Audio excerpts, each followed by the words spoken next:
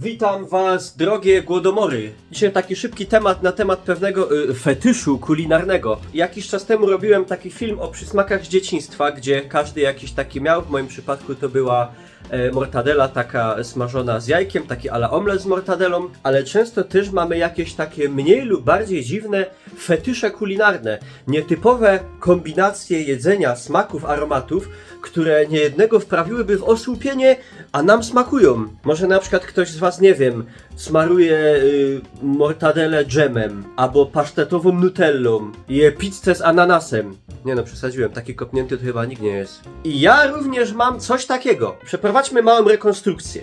Wyobraźmy sobie, wracamy ze szkoły, rzucamy plecak. I co wyciągamy? No, jakieś tam zawinięte w papier śniadanie. Potrzebne są nam chipsy. Nie kupił już frytek.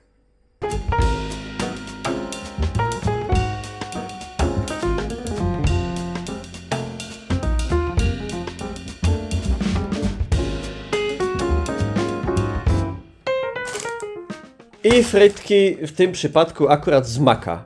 Teraz dokonujemy dekompozycji jednej oto klapsznitki. Umieszczamy w niej kolejno parę kawałków chipsów. Ruchem, prawda, energicznym zmiażdżamy.